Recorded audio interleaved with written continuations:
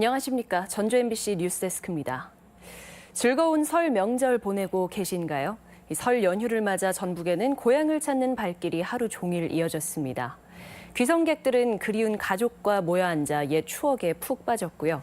전통시장, 버스터미널과 역도 모처럼 북적였습니다. 명절 풍경을 강동엽 기자가 담아왔습니다. 완주의 한 농촌 마을. 고소한 냄새가 집안 가득 풍기고 노릇노릇 먹음직스러운 명절 음식이 하나둘 완성됩니다. 가족들이 한데 모이는 설 명절. 옛 생각에 부모의 마음은 그저 흐뭇하기만 합니다. 즐겁죠. 마음이 흐뭇하고 얼마나 재밌어요. 이게 모여가지고 같이 이렇게 장만도 하고 술도 한 잔씩 하고 그러는 게 좋아요 우리는. 자연스럽게 이야기꽃을 피우며 귀성객들도 어릴 적 추억에 빠져듭니다. 고향이 푸근하고 넉넉하고 항상 그렇잖아요. 또 형제들 만나면 즐겁고 반갑고. 설 대목을 맞아 전통시장도 모처럼 활기를 띠었습니다. 명절 음식을 장만하려는 손길로 곳곳에서 기분 좋은 흥정이 계속됐습니다. 백지에서 고생하는 자식을 위해 부모들은 허투루 물건을 고르는 법이 없습니다. 식구들 명절에 오면은 뭐서 먹여서 보내야 하잖아요. 그 재미로 다 명절도 기다리고 못다한 얘기도 하고 얼마나 반가워. 이 재미로 다 돈도 벌잖아요. 고향을 찾는 발길은 하루 종일 계속 이어졌습니다.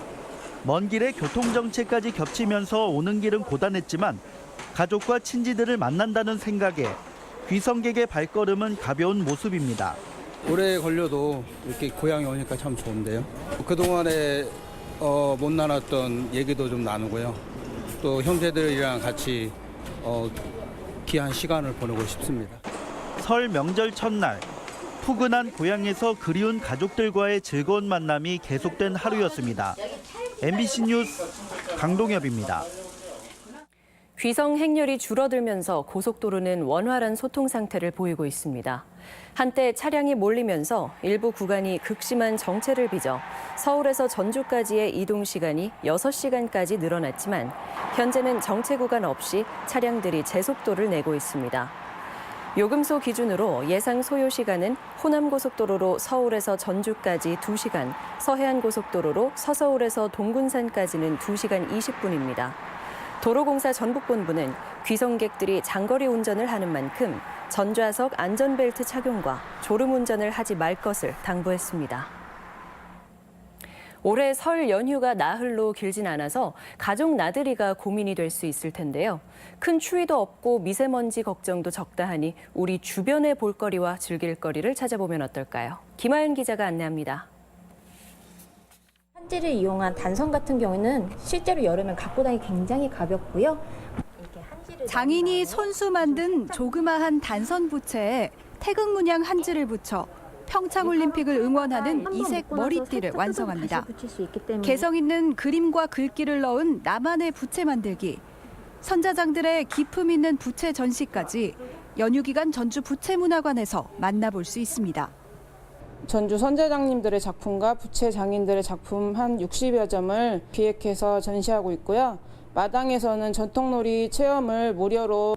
설 연휴는 역시 가장 한국적으로 즐기는 것이 답.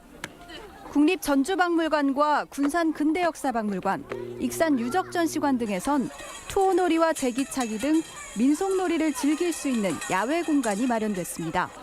전주역사박물관도 야외 전통놀이 체험은 물론 황금 개띠해 특별 전시를 SNS 이벤트와 함께 진행합니다.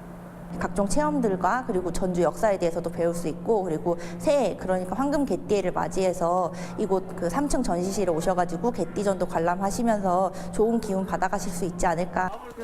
이 밖에 전주 한옥마을 내 경기전과 어진박물관, 한국전통문화전당 등에서도 다양한 설맞이 프로그램이 운영됩니다.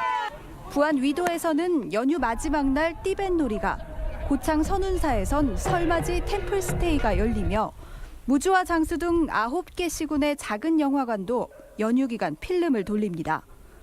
다만 설 당일에는 휴가 나는 박물관이 많아 홈페이지 등을 통해 미리 확인하는 것이 좋겠습니다. MBC 뉴스 김하연입니다.